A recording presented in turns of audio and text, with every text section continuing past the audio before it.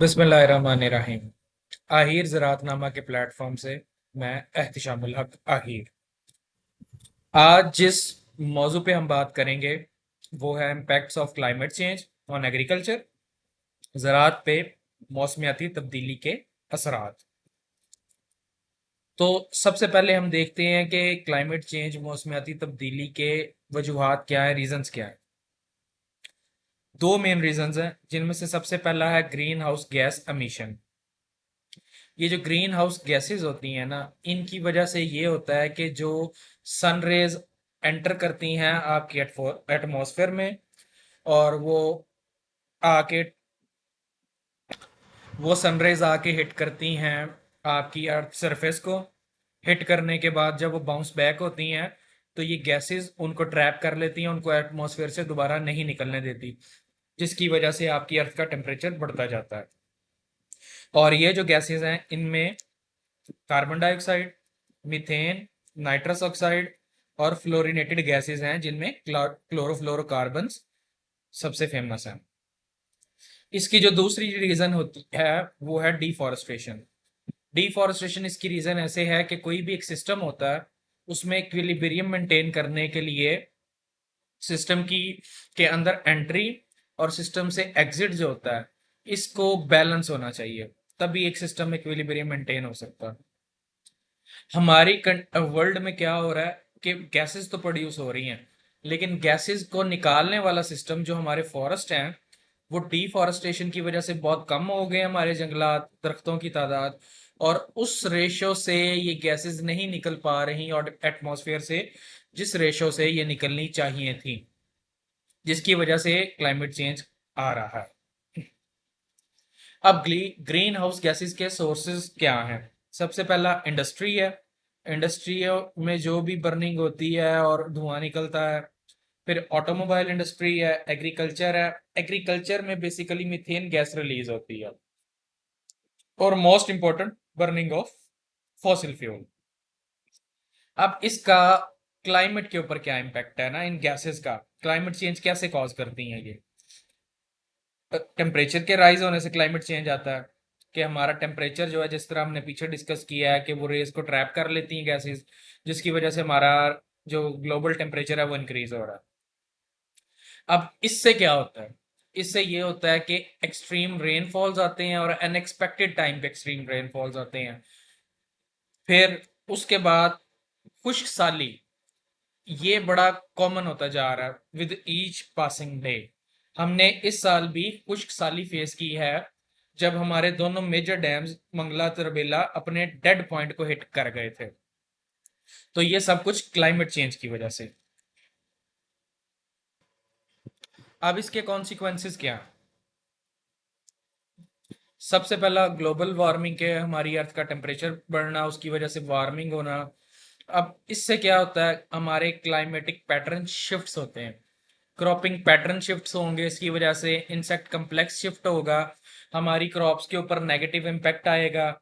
जो इंसेक्ट पहले नहीं आते थे वो भी अब क्रॉप्स पे आना शुरू हो जाएंगे। क्रॉप का जो सीजन था उसका टाइम चेंज हो जाएगा, जिसकी वजह से क्रॉप लॉसेस होना स्टार्ट हो जाएंगे। और ग्लेशियर्स के मेल्ट डाउन की वजह से, जाहिर बात है ग्लोबल वार्मिंग की हम बात कर रहे हैं, तो उसमें ग्लेशियर मेल्ट डाउन हो रहा है, और उसकी वजह से ग्लेशियर लेक आउटबस्ट फ्लड्स आ रहे हैं, जिसको उर्फे आम में ग्लोव्स कहा जाता है। और ये ग्लोव्स रिसेंटली भी आपने देखा है कि जीबी के अंदर एक पूरे का पूरा गांव खा गए हैं गीजर के मुकाम पे। तो अब इसका हम देखते हैं इम्पैक्ट एग्रीकल्चर के ऊपर क्या है। क्रॉप लॉसेस की हमने बात की है। टेम्परेचर राइज की वजह से आज से 2-3 साल पहले हमारी जो थी वीट, वो अर्ली मेच्योर हो गई थी, जल्दी पक गई थी। लास्ट ईयर हमारी सिसम जो है वो फ्लॉप हुई है, उसकी प्रोडक्शन के अंदर सीवियर लॉसेस आए हैं। और भी बहुत सारे मिसाइल बनते हैं। और 2022 के फ्लड्स की वजह से, 2022 या 23 के फ्लड्स की वजह से हमारी जो क्रॉप्स थी वो सारी इस पंजाब में और सिंध में इफेक्ट हुई थी, और वो बह गई थी, ज़ाया हो गई थी फ्लड्स की वजह से। अब जब फ्लड आता है ना, वो सिर्फ क्रॉप लॉस नहीं करता, वो सॉइल को अनफिट भी कर देता है, क्योंकि उसके अंदर मॉइस्चर कंटेंट इतना ज्यादा हो जाता है कि अगली क्रॉप लग नहीं सकती। और जब तक ये मॉइस्चर खत्म नहीं होता, आपकी सॉइल फिट नहीं होती क्रॉप कल्टीवेशन के लिए। इसको 1 सीजन भी लग सकता है, 2 सीजन भी लग सकते हैं, इससे ज्यादा भी लग सकते हैं, लेकिन ये डिपेंड करता है कि वो सॉइल के अंदर जो मॉइस्चर फ्लड की वजह से आ गया है वो कब तक रिमूव हो रहा है। फिर लॉस ऑफ बायोडाइवर्सिटी होता है, क्योंकि बायोडाइवर्सिटी हमारे ब्रीडिंग प्रोग्राम का सोर्स होता है। बायोडाइवर्सिटी आपके सिस्टम का इक्विलिब्रियम मेंटेन करता है, आपकी फूड वेब को मेंटेन रखता है। तो जैसे ही बायोडाइवर्सिटी का लॉस होगा तो आपकी जो है फूड वेब उसके अंदर चेंजेस आएंगे और आपको नए से नए मसाइल का सामना दरपेश होगा। और एग्रीकल्चर लॉसेस की वजह से फूड इनसिक्योरिटी की तरफ हम मूव कर जाएंगे, हमारे पास इतनी खुराक भी नहीं होगी कि हम अपना पेट खुद भर सकें। इंटरनेशनल रेगुलेशंस क्या है, क्या क्या इंटरनेशनल रेगुलेशंस है जो कि क्लाइमेट चेंज पे काम कर रही हैं। सबसे पहले हमारे पास है यूनाइटेड नेशंस का फ्रेमवर्क है, कन्वेंशन ऑन क्लाइमेट चेंज, जो कि 1992 में अडॉप्ट किया गया या बनाया गया। और इसमें जो काम होता है वो होता है कॉन्फ्रेंस ऑफ पार्टीज का, कॉप की जो एनुअल क्लाइमेट चेंज की मीटिंग होती है यूएन के एंड पे, जो कि रिसेंट ईयर्स में अजरबैजान, दुबई वगैरह में कंडक्ट करवाई गई है।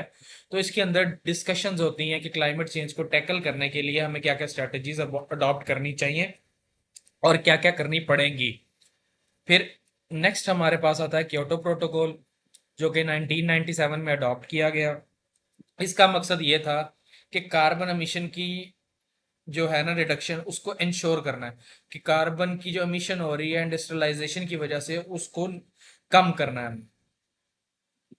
फिर उसके बाद पेरिस एग्रीमेंट 2015 में अडॉप्ट किया गया, जिसका मकसद ये था कि आपने ग्लोबल टेम्परेचर जो है ना उसका जो राइज है वो 2 डिग्री सेंटीग्रेड से कम रखना है, राउंड अबाउट 1.5 डिग्री सेंटीग्रेड तक इसको राइज होने देना है। तो ये जो 3 इंटरनेशनल फ्रेमवर्क या हमारे पास जो प्रोटोकॉल्स हैं, इसके ऊपर इस टाइम क्लाइमेट चेंज के ऊपर काम किया जा रहा है। अब आते हैं प्रॉब्लम्स और सॉल्यूशंस की तरफ। हमारा सबसे पहला प्रॉब्लम है phasing out of fossil fuels, कि फॉसिल फ्यूल्स को हमने ग्रेजुअली जो है ना खत्म करना है। अब वो ग्रेजुअली हम कैसे खत्म करेंगे? पहला सोल्यूशन है जी, इसके ऊपर रिलायंस हम कम करें, कम से कम हम फॉसिल फ्यूल्स की कंजम्पशन के ऊपर फोकस करें। अब वो कैसे होगा?